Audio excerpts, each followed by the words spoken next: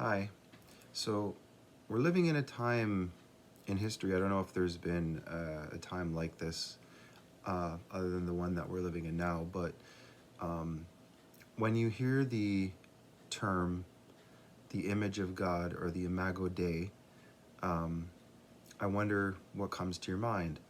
I want to read something that I got off the internet, and it's a nice explanation. It may not be 100% doctrinally correct, but it's pretty close, and I want to read it because so what is the image of God? The image of God, a theological term applied uniquely to humans, which denotes the symbolical relation between God and humanity. The term has its roots in Genesis 1:27, wherein God created man in his own image. This scriptural passage does not mean that God is in human form, rather, that humans are in the image of God in their moral, spiritual, and intellectual nature. Thus, humans mirror God's divinity in their ability to actualize the unique quality. So I'll stop there for it.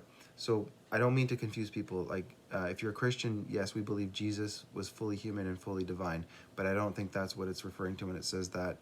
It does not mean that God is in human form. It just it means that we are not God. Human beings are not God. So so that humans are in the image of God in their moral, spiritual, and intellectual nature. Thus, humans mirror God's divinity in their ability to actualize the unique qualities with which they have been endowed and which makes them different than all other creatures: rational structure, complete centeredness, creative freedom, and possibility for self-actualization, and the ability for self-transcendence. Imago Dei, and this is just a longer definition. I'm trying to make it short. So the term Imago Dei refers most fundamentally to two things. First, God's own self-actualization through humankind, and second, God's care for humankind. So in other words, God expresses himself through humanity.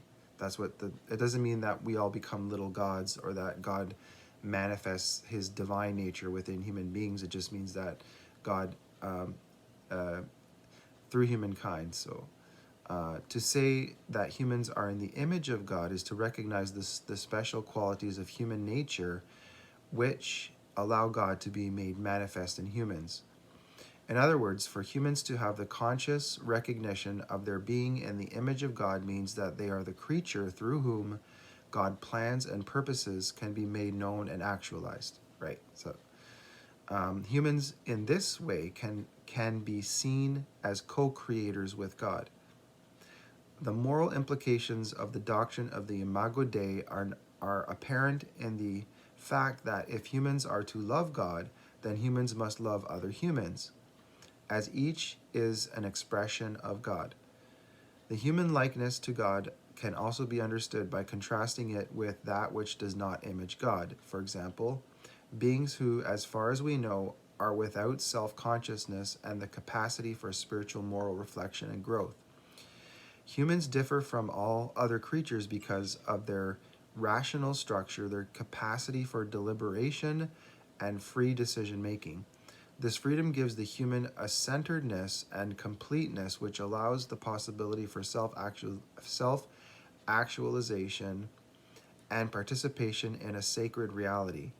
However, the freedom which makes the human in God's image is the same freedom which manifests itself in estrangement from God. As the myth of the fall, Adam and Eve exemplifies. According to this myth, humans can, in their freedom, choose to deny or repress their spiritual and moral likeness to God.